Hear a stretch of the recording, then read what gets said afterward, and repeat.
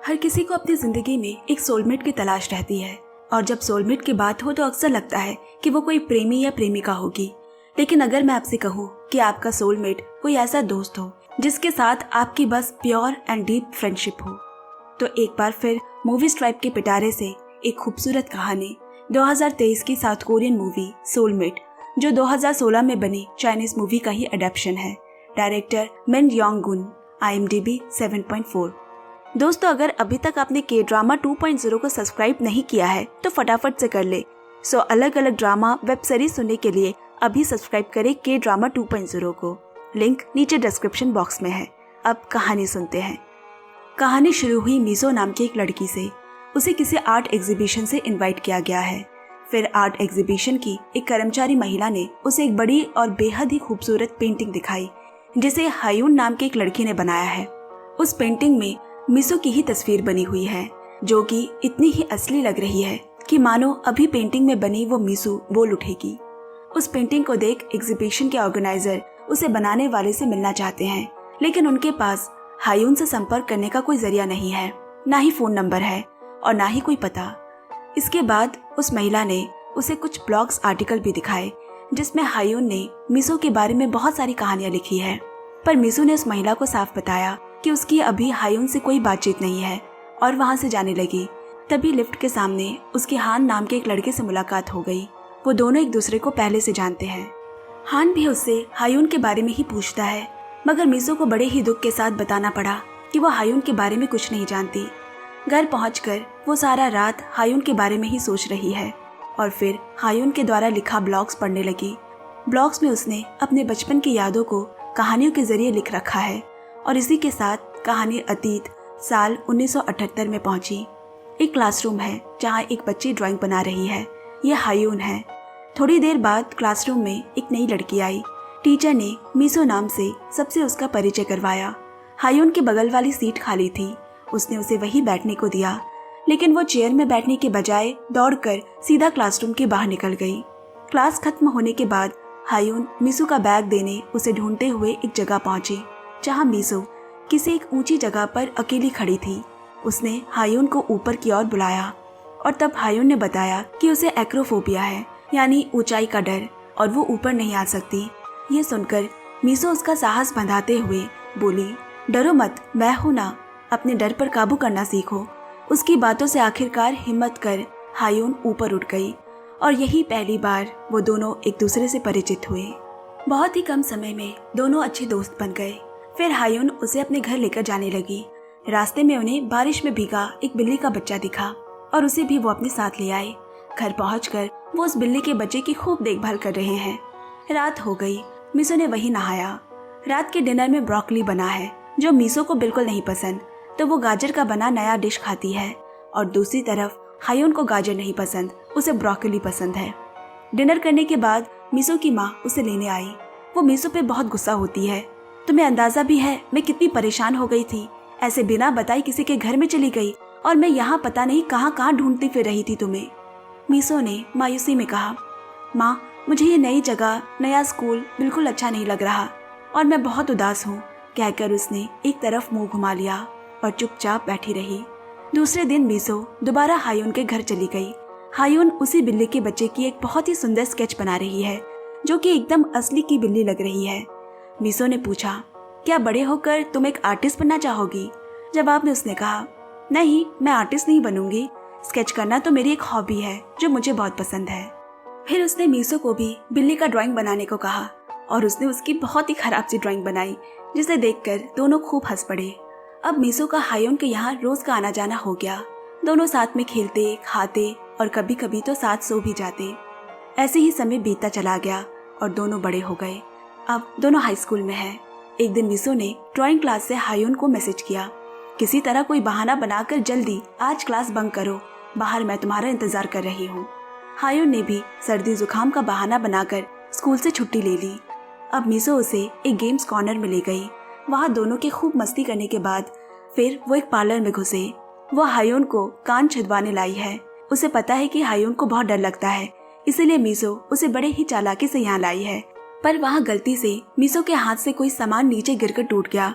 दुकानदार उस पर चिल्लाकर उसे इसका भुगतान पैसे देकर करने को कहता है, लेकिन उनके पास तो इतने पैसे ही नहीं है।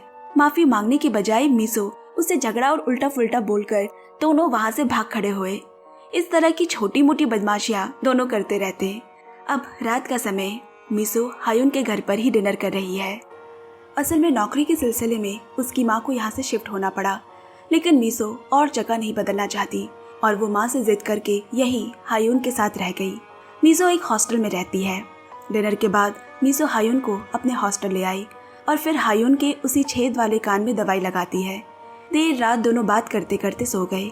अगले दिन भोर भोर में मीसो ने हायुन को जगाया और एक जगह ले आई जहाँ उसने पहले से ही एक केक सजा कर रखा था। आज हायुन का जन्मदिन है, ये मीसो की तरफ से सरप्राइज था।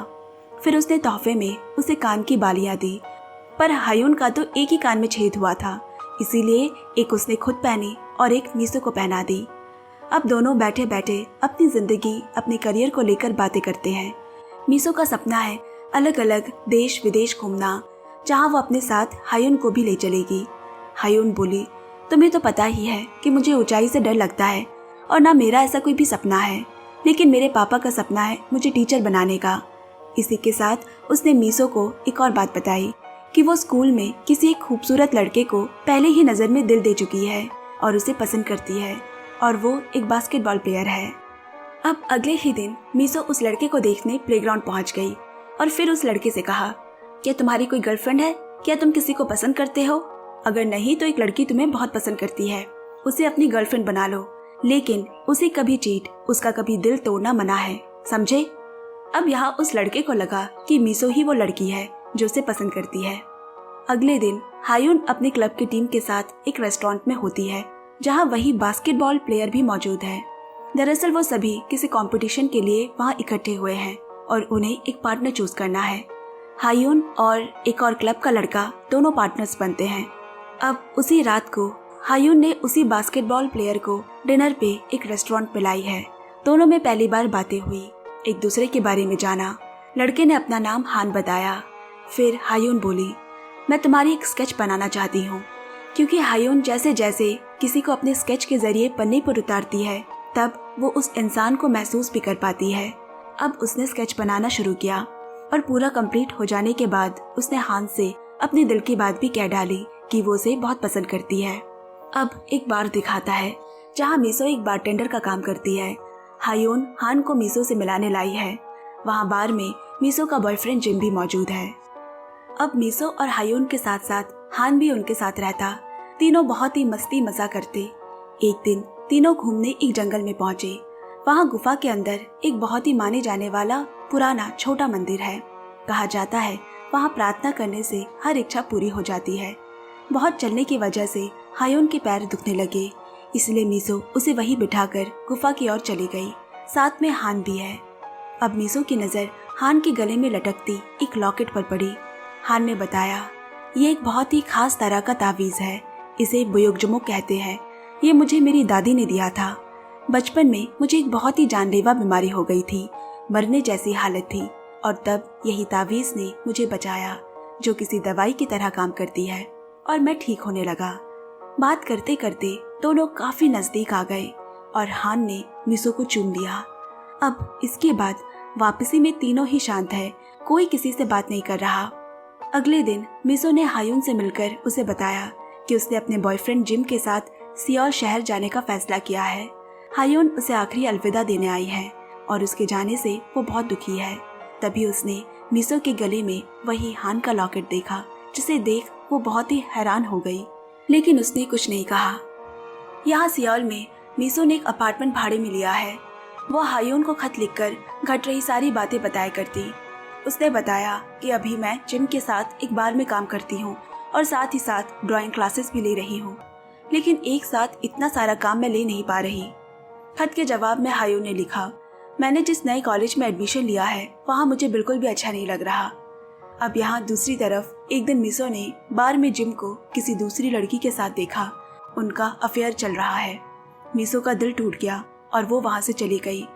उसके बाद वो डिप्रेशन में रहने लगी और बार छोड़कर एक होटल में काम करना शुरू कर दिया। लेकिन उसने हायुन को झूठ लिखा कि वो अभी देश के बाहर है और बहुत जल्द वर्ल्ड टूर पर निकलने वाली है। यहाँ हान को भी हायर स्टडीज के लिए शहर जाना होगा। हायोन बहुत दुखी है। वो नहीं चाहती कि हान बाहर जाए। पहले ही मीसो के चले जाने से वो अकेली हो गई है और अब हान भी जा रहा है। पर बेचारी मीसो तो यहाँ छोटे मोटे अलग अलग काम कर अपना गुजारा चला रही है, लेकिन वो हर बार हायोन को खत में झूठ लिखती। वो अपनी इस बुरी हालत के बारे में हायोन को बताकर उसे परेशान नहीं करना चाहती। अब हान उससे विदाई लेकर चला गया और दूसरी तरफ मीसो पर एक और दुख का पहाड़ टूट पड़ा। उसकी माँ चल बसी। जब हायोन वापस घर आई तो उसे वहाँ मीसो बैठी हुई मिली। वो कुछ दिनों के लिए यहाँ रहने आई है। इतने समय बाद मिलकर दोनों ही भावुक हो उठे और एक दूसरे को गले लगाकर रोने लगे। मीसो जहाँ जहाँ घूमने गई है उसकी तस्वीरें वो अपने साथ लाई है हायोन के लिए, लेकिन वो तस्वीरें देखते ही समझ गई कि मीसो झूठ कह रही है। वो वर्ल्ड टूर कभी गई ही नहीं। अब दोनों संग बुसान के एक पार्क में घूमने गए हैं। अरसे बाद दोनों साथ वैसे ही मजे करते हैं जैसे किया करते थे। इसके बाद दोनों होटल आ गए और मीसो बाथरूम चली गई। मीसो ने कहा, तुमने होटल के कमरे के पैसे दिए तो डिनर मेरी तरफ से होगा। उसने हायोन को बैग से पैसे निकाल लेने को कहा और उसी वक्त उसे हान का वही लॉकेट मीसो के बैग में दिखा, पर वो इस बार भी चुप ही रही। अब रात पे दोनों एक बड़े रेस्टोरेंट पे खाना खाने आए हैं, लेकिन उनके पास ड्रिंक्स खरीदने के पैसे नहीं है। तो मीसो ने अपनी अकल इस्तेमाल कर कुछ अनजान लोगों को बारटेंडर के कुछ करतब दिखाकर इम्प्रेस करती है और इसी के साथ वो उसे भी एक बॉटल मुफ्त में दे देते हैं। लेकिन ये बात हायोन को पसंद नहीं आई। इस तरह अनजान लोगों से मुफ्त में खाना लेना कोई अच्छी बात नहीं है और वो गुस्से में उठकर वापस होटल चली गई। थोड़ी देर बाद मीसो होटल से अपना सारा सामान लेकर निकल गई। वो और यहाँ नहीं रुक सकती। समय का पहिया कुछ और साल आगे बढ़ा। मीसो अभी एक और लड़के के साथ है और दोनों ने मिलकर एक स्टार्टअप शुरू किया है, जिसके लिए मीसो रेस्टोरेंट में एक क्लाइंट के साथ बातें कर रही है, लेकिन उसकी हायोन के साथ अभी कोई बातचीत नहीं है। मीटिंग के खत्म होते उसने हान को उसी रेस्टोरेंट में देखा। इसके बाद दोनों बैठकर बातें करते हैं। हान ने बताया कि बहुत जल्द उसकी और हायोन की शादी होने वाली है। हायोन ने कहा, मेरे बॉयफ्रेंड के साथ मैंने जो स्टार्टअप खोला है उसके पेपर्स अप्रूव होते ही हम कनाडा चले जाएंगे और इसीलिए वो उनकी शादी में नहीं आ पाएगी। हान से मिलने के बाद जब वो अपने ऑफिस की तरफ आई तो देखा वहाँ बहुत सारी पुलिस और एम्बुलेंस खड़ी है। वो दौड़कर जब वहाँ पहुंची तो पाया उसके बॉयफ्रेंड ने कर ली है। दरअसल उसके बॉयफ्रेंड ने इस बिजनेस को शुरू करने के लिए बहुत ज्यादा कर्ज ले लिया था, जो वो ना लौटा पाने के कारण खुदकुशी का रास्ता अपना लेता है। मीसो को गहरा सदमा लगा। वो पूरी तरह से टूट जाती है। दुख समय समय पर उसका दरवाजा खटखटा जाता है। यहाँ दूसरी तरफ इतने साल बाद हायून मीसो का प्रोफाइल इंटरनेट में सर्च कर रही होती है और उसे वो मिल भी गई। अब कुछ समय बाद जब वो हान के अपार्टमेंट पहुंची तो पाया हान मीसो को सहारा देते हुए लेकर आ रहा है। हान ने बताया मीसो ने बहुत ज्यादा पी रखी है और डिप्रेशन में वो कोई ऐसा कदम न उठा ले, इसीलिए वो उसे यहाँ ले आया। घर घुसकर हायोन ने देखा कि चारों तरफ मीसो के कपड़े फैले पड़े हैं, जिसमें उसके अंदरूनी कपड़े भी है। ये सब देख हायोन सोचने लगी कि दोनों के बीच शारीरिक संबंध है और रोते रोते उसने मीसो से इसके बारे में पूछा। जवाब में मीसो ने कहा, तुम जैसा सोच रही हो वैसा कुछ भी नहीं है, ना हम दोनों के बीच कोई शारीरिक संबंध है।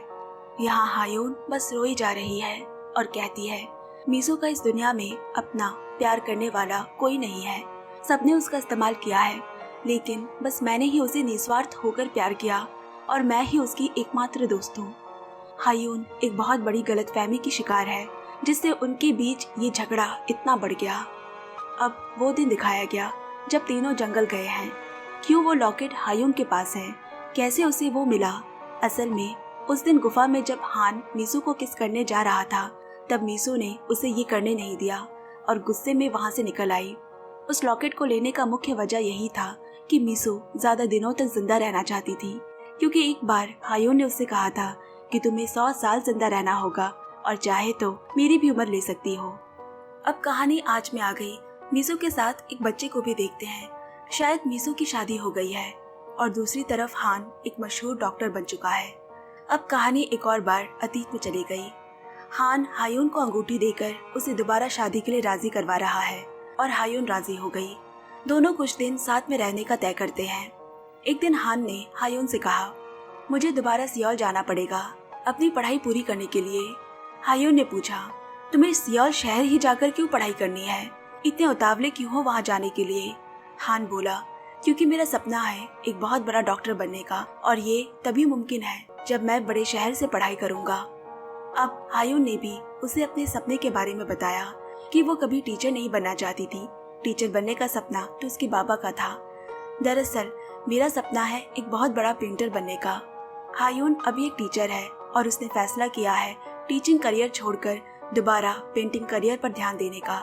पर हान उसके इस फैसले से असहमत है। वो उसके हक में नहीं, क्योंकि उसका मानना है कि कोई पेंटिंग में आज तक अपना करियर नहीं बना सका है। उसने हायून को मशवरा दिया कि वो टीचर की ही नौकरी करे, वही उसके लिए सही है। बहुत जल्द दोनों की शादी का दिन भी आया, मगर फोटोशूट के समय हायून के दिमाग में कई बातें चल रही है। कौन सा करियर वो चुने उसे समझ नहीं आ रहा।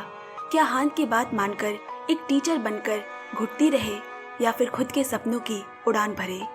आज वो घड़ी है जब उसे इन दोनों में से एक को चुनना ही है। ये उसकी जिंदगी की खुशियों का सवाल है। यही सब सोचते सोचते वो बहुत ज्यादा तनाव में आ गई। आंखें आंसुओं से भर गई और अंत में उसने खुद की खुशी को चुना। उसे ड्राइंग करना है। जब हान कमरे में आया तो उसे वहां हायून कहीं नजर नहीं आई। वो अपनी शादी वाले दिन भाग गई। इस हादसे के बाद हायून के बाबा बहुत गुस्सा हो जाते हैं, लेकिन उसकी माँ ने उसका बहुत साथ दिया।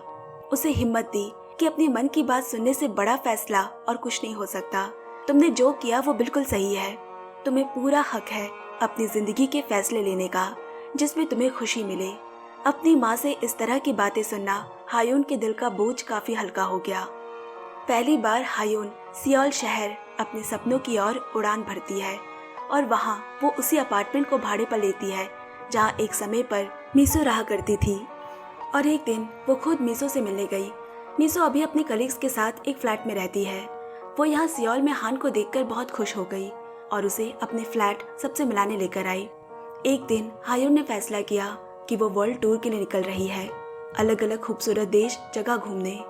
वहाँ से प्रेरित होकर वो अपनी ड्राइंग को और निखारना चाहती है। अब वो मीसो से विदाई लेती है, लेकिन जाने से पहले मीसो उसे कान की बाली तोहफे में देती है। और फिर से हायून ने एक ही अपने कान में पहना और दूसरा मीसो को पहना दिया। हायून के एक और सफर की शुरुआत हो गई। हायून जहाँ भी रहती मीसो को एक खत वहाँ से तो जरूर ही भेजती। हायून उससे कहती है, ऐसा लगता है हम दोनों ने अपनी जिंदगी बदल ली है। वर्ल्ड टूर का सपना था तुम्हारा, पर असल में टूर मैं कर रही हूँ। अब कहानी दोबारा आज में आ गई। हान एक बार फिर मीसो के ऑफिस आया है हायून के बारे में खबर लेने, लेकिन मीसो उसे साफ कहती है कि हायून कहाँ है इस बारे में उसे कुछ नहीं पता। और तभी उसके फोन में हायून के नाम से एक कॉल आता है, पर असल में वो कॉल उसकी बेटी का था, जिसका नाम भी उसने हायून ही रखा है। हान अब तक अपने सवालों के जवाब सुनने को बैठा हुआ है। अब मीसो ने उसे बताना शुरू किया। कहानी अतीत में वहां पहुंची जब हायून वर्ल्ड टूर कर वापस आ गई और उस वक्त वो प्रेग्नेंट थी। अब मीसो उसे फ्लैट ले आई और पूछा, क्या हान को इस बच्चे के बारे में पता है? जवाब में हायून ने कहा कि उसे अभी तक हान को कुछ नहीं बताया, क्योंकि वो खुद ही इस बच्चे को पालना चाहती है। रात में सोते वक्त मीसो ने हायून से कहा, हम दोनों मिलकर इस बच्चे को पालेंगे। और फिर हायून ने उसे वो बात बताई जो उसने अब तक उससे छुपाए रखा था। उस गुफा में जब हान ने तुम्हें किस किया था तब मैं वहीं मौजूद थी और मैंने दूर से सब देख लिया था। मैं जानती थी कि इसमें तुम्हारी कोई गलती नहीं, लेकिन पता नहीं फिर भी क्यों मैं मन ही मन तुमसे जलने लगी, हिंसा करने लगी। और जब तुम पहली बार सियोल जा रही थी तब मुझे अंदर से बहुत खुशी महसूस हुई, लेकिन आज मैंने ये महसूस किया है कि मेरी जिंदगी में तुम्हारी कितनी बड़ी अहमियत है, तुम मेरे लिए क्या मायने रखती हो। मुझे खुद पर घृणा होती है कि मैंने तुम्हारे लिए मन में ऐसी सोच रखी। मुझे माफ कर दो मीसो। मीसो ने कहा, ये सारी बातें गुजर चुकी है, अतीत है, ना मुझे याद है और ना ही तुम याद रखो, भूल जाओ उसे। धीरे धीरे समय बीता और आया हायून की डिलीवरी का दिन। नर्स ने मीसो को बताया, ऑपरेशन के समय हायून की बहुत ब्लीडिंग हुई है, लेकिन माँ और बच्चे दोनों को बचा लिया गया है। अगले दिन मीसो हायून का कुछ सामान लेकर हॉस्पिटल आई, लेकिन कमरे में देखा कि हायून कहीं नहीं है। मीसो परेशान हो गई। तभी उसे हायून का फोन आया। मीसो, मैं एक नई जिंदगी शुरू करने जा रही हूँ।